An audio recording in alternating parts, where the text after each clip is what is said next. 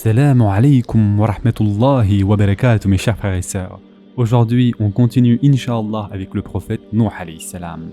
Comme nous l'avons vu la dernière fois, dès que le prophète Nuh alayhi salam eut commencé donc à inviter son peuple à la vraie religion, un groupe de gens crut en lui.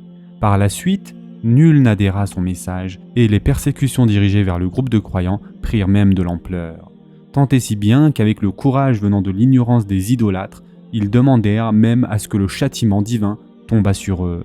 Et en effet, Allah Azza wa Jal rapporte ceci dans le Coran. Ils dirent « Ô Nuh, tu as disputé avec nous et multiplié les discussions. Apporte-nous donc ce dont tu nous menaces, si tu es du nombre des véridiques. » Surat Hud, verset 32. Après cette révélation, les gens de son peuple commencèrent à dénigrer et démentir Nuh alayhi salam. Quand ils allèrent plus loin en lui disant d'apporter donc ce dont ils le menaçaient, le prophète Nuh alayhi salam leur rappela une fois de plus la volonté et l'intention d'Allah Azza wa Jal. Il dit « C'est Allah seul qui vous l'apportera s'il veut, et vous ne saurez y échapper. Et mon conseil ne vous profiterait pas au cas où je voulais vous conseiller, et qu'Allah veuille vous égarer. Il est votre Seigneur, et c'est vers lui que vous serez ramenés. » Surat Hud, versets 33 et 34. Comme premier signe indicateur donc de son châtiment, Allah Ta'ala envoya au peuple rebelle une sécheresse qui dura 40 ans. Ils n'eurent point d'enfants et toutes leurs bêtes périrent. Impuissants, ils se tournèrent vers le prophète Nuh alayhi salam qui leur dit « Abandonnez le culte des idoles et je prierai pour vous. » Puis le prophète Nuh alayhi salam invoqua Allah Azza wa Jal en ces termes. « J'ai donc dit au peuple, implorez le pardon de votre Seigneur car il est grand pardonneur, pour qu'il vous envoie du ciel des pluies abondantes et qu'il vous accorde beaucoup de biens et d'enfants, et vous donne des jardins, et vous donne des rivières. » Surat Nuh, versets 10 à 12.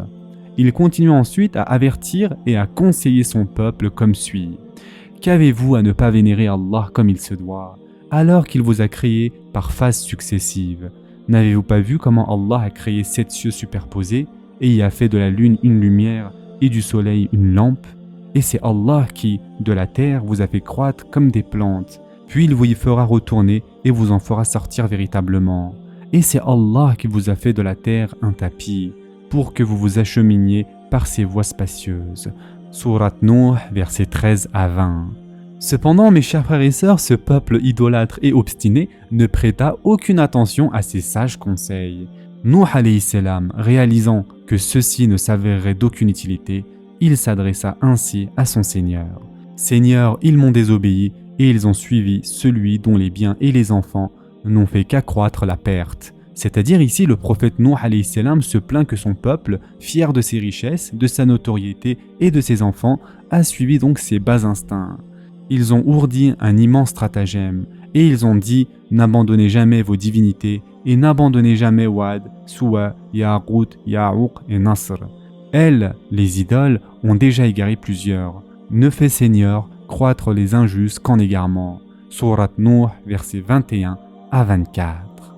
Avec le temps, l'obstination du peuple persévérant dans l'incrédulité et les outrages adressés au prophète Nuh alayhi salam marquèrent un point de non-retour.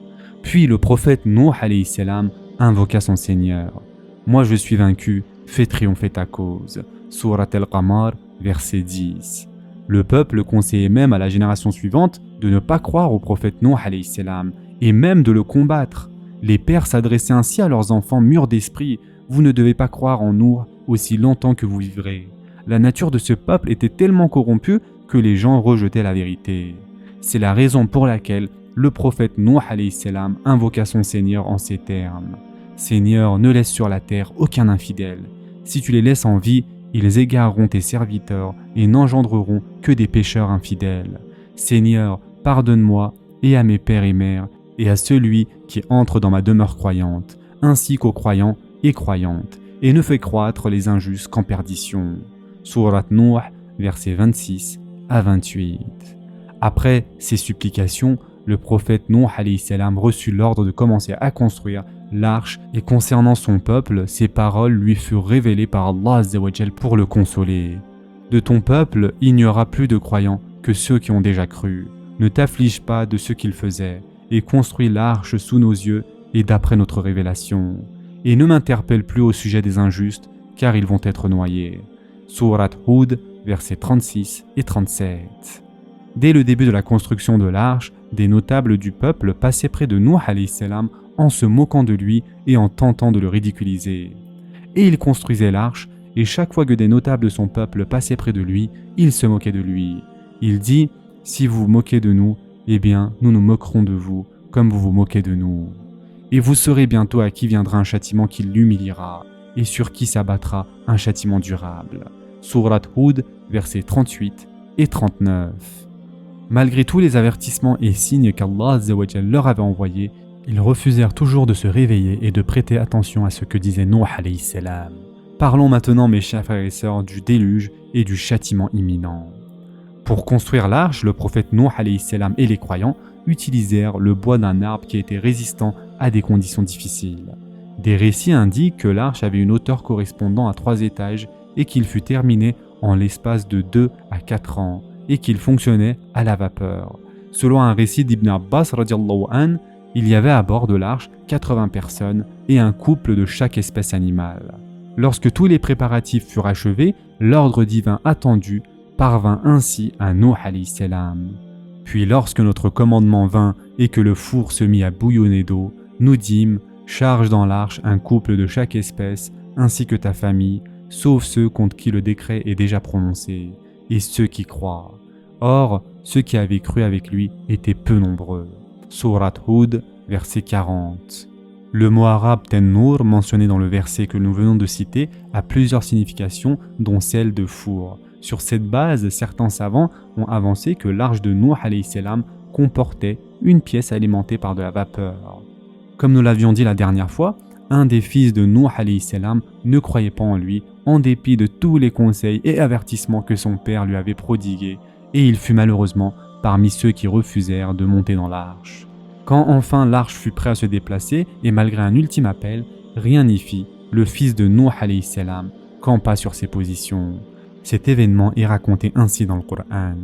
Et elle vogua en les emportant au milieu des vagues comme des montagnes.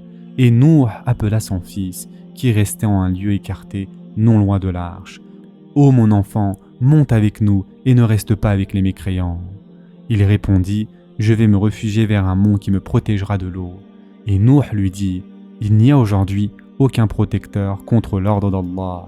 Tous périront, sauf celui à qui il fait miséricorde. » Et les vagues s'interposèrent entre les deux, et le fils fut alors du nombre des noyés. Et il fut dit « Ô terre, absorbe ton eau, et toi, ciel, cesse de pleuvoir. » L'eau baissa, l'ordre fut exécuté, et l'arche s'installa sur le Joudi. Et il fut dit « Que disparaissent les gens pervers. » Et Nuh invoqua son Seigneur et dit « Ô mon Seigneur, certes mon fils et de ma famille, et ta promesse est vérité, tu es le plus juste des juges. » Surat Hud, versets 42 à 45. En maudissant son peuple et priant pour son fils, le prophète Nuh alayhi salam fit une erreur et l'avertissement divin vint encore l'empêcher de joindre la cohorte des ignorants. Il dit « Ô Nuh, il n'est pas de ta famille car il a commis un acte infâme. Ne demande pas ce dont tu n'as aucune connaissance. Je t'exhorte afin que tu ne sois pas du nombre des ignorants. » Surat Hud, verset 46. Ayant réalisé son erreur, Nuh alayhi salam fit l'invocation suivante. Alors Nuh dit « Seigneur, je cherche ta protection contre toute demande de ceux dont je n'ai aucune connaissance, et si tu me pardonnes pas et ne me fais pas miséricorde, je serai au nombre des perdants. » Surat Hud, verset 47. Rappelez-vous mes chers frères et sœurs qu'Allah subhanahu wa ta'ala lui avait interdit de prier pour des incrédules. Et ne m'interpelle plus au sujet des injustes, car ils vont être noyés. Surat Hud, verset 37. À bord de l'arche qui se trouvait maintenant en mer, se trouvaient ceux qui avaient cru en Nuh alayhi salam et les créatures qui avaient été embarquées. Même si l'arche tanguait fortement sur les flots, tous étaient sous la protection divine. Et elle vogua en les emportant au milieu des vagues comme des montagnes. Surat Hud, verset 42.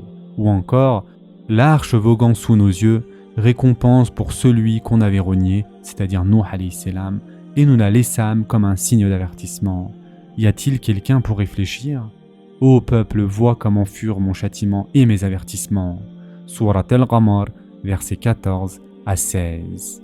Mes chers frères et sœurs en islam, grâce à l'invocation enseignée au prophète Nuh alayhi salam et qu'il prononça avant d'embarquer, tous les passagers de l'arche furent sains et saufs.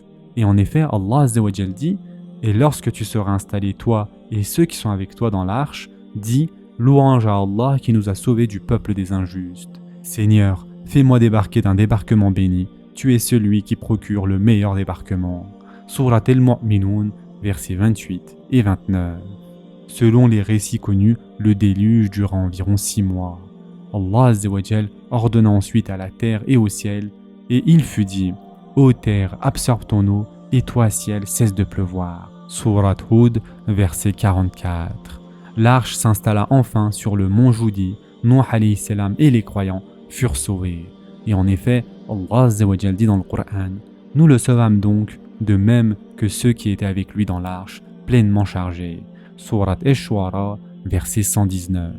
Puis Allah Azza wa Jal dit à Nuh alayhi salam, il fut dit « Ô Nuh, débarque avec notre sécurité et nos bénédictions sur toi et sur des communautés issues de ceux qui sont avec toi. Et il y en aura des communautés auxquelles nous accorderons une jouissance temporaire, puis un châtiment douloureux venant de nous les touchera. » Surat Hud, verset 48. Mais aussi, ils le traitèrent de menteur, nous le sauvâmes, lui et ceux qui étaient avec lui dans l'arche, desquels nous fîmes les successeurs sur la terre. Nous noyâmes ceux qui traitaient de mensonges nos preuves. Regarde comment a été la fin de ceux qui avaient été avertis. Surat Yunus, verset 73. Et enfin, pour terminer, mes chers frères et sœurs, Allah Azza wa Jal décrit le châtiment des oppresseurs dans ce monde d'ici-bas, mais aussi dans l'Akhira. À cause de leur faute, ils ont été noyés, puis on les a fait entrer au feu, et ils n'ont pas trouvé en dehors d'Allah de secoureur.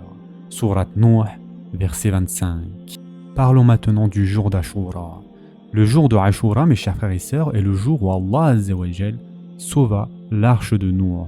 Et plus précisément, c'est le jour où Nuh alayhi salam et les croyants avec lui sont sortis de l'arche. Mais c'est aussi le jour où Moussa alayhi salam et son peuple fit sauver et que Pharaon fit noyer. C'est aussi le jour où Allah Azza wa Jal accepta le repentir de Adam alayhi salam. Et enfin, c'est aussi le jour malheureux où Al-Hussein ibn Ali radiallahu anhu fut tué. Ceci a eu lieu à Kerbela.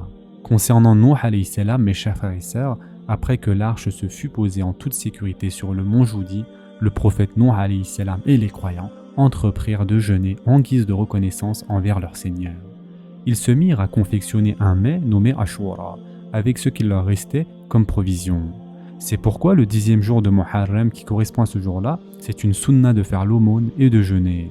Et en effet, Abu Hurayra radiallahu anhu rapporte que le prophète sallallahu alayhi wa sallam a dit « Le plus méritoire des jeûnes après celui du mois de Ramadan, c'est celui qui a lieu durant le mois de Muharram. » Et ce hadith a été rapporté par Muslim. Ou encore, Aïcha radiallahu anha rapporte que le prophète sallallahu alayhi wa sallam a dit « Les gens de Quraysh jeûnaient le jour d'Ashura, même au temps de l'ignorance. Et le messager d'Allah jeûnait ce jour avant qu'il ne devienne prophète. » Et ce hadith a été rapporté par le Bukhari. Ces deux hadiths, mes chers frères et sœurs, montrent l'importance que revêt le jeûne ce jour-là. Et enfin, pour terminer et résumer, mes chers frères et sœurs, voyons les principales raisons qui amenèrent donc la destruction du peuple de Nuh alayhi salam. Tout d'abord, les gens de ce peuple adoraient des idoles et encourageaient d'autres à le faire. Deuxièmement, seul un petit groupe d'entre eux était croyant, le reste était incrédule et dans le déni. Troisièmement, ils rejetaient l'idée de la vie après la mort et de devoir rendre des comptes de leurs actions. Quatrièmement, parce que Nuh alayhi salam et ceux qui avaient cru en lui étaient pauvres et issus des classes inférieures, les incrédules surnommèrent ces derniers les méprisables. Cinquièmement, malgré qu'il eût une forte personnalité, Nuh alayhi salam était demeuré fidèle à son peuple qui pourtant le rejeta dès le début de sa mission prophétique et allèrent même plus loin en l'opprimant et en le persécutant. Sixièmement, ces gens étaient attachés au plaisir de ce monde et malgré qu'Allah Azza wa Jal les eût favorisés de ses bienfaits, ils refusèrent de faire preuve de gratitude. Et enfin, septièmement, les femmes de cette société étaient dépourvues de morale et de dignité et de modestie. Et enfin, pour terminer, mes chers frères et sœurs, voyons les caractéristiques distinctives du prophète Nuh alayhi salam. Tout d'abord, bien qu'il ait vécu au milieu d'un peuple idolâtre et que peu de gens aient cru en lui, il fut en permanence au service de son peuple. Il persévéra au milieu de son peuple pendant 950 ans, en dépit de tous les tourments qui lui infligèrent. Nuh alayhi salam était un prophète reconnaissant en toutes circonstances. C'était un serviteur d'Allah Azza wa Jal qui demandait sans cesse pardon et se repentait de toute erreur commise. Depuis l'époque du prophète Nuh alayhi salam, l'activité maritime des hommes s'étant grandement développée, l'humanité commençait à profiter de la mer. Ce grand prophète qui mourut l'année où prit fin le déluge fut un exemple pour les prophètes et les croyants successifs. Il fit preuve de patience en supportant pendant 950 ans l'associationnisme, l'incrédulité et l'oppression de son peuple. Sa patience fut le plus bel héritage qu'il laissa. Que la paix soit sur lui. Ce sera tout pour aujourd'hui. Je vous souhaite dès maintenant un bon iftar. En attendant, prenez soin de vous mes chers frères et sœurs et à très prochainement, Inch'Allah.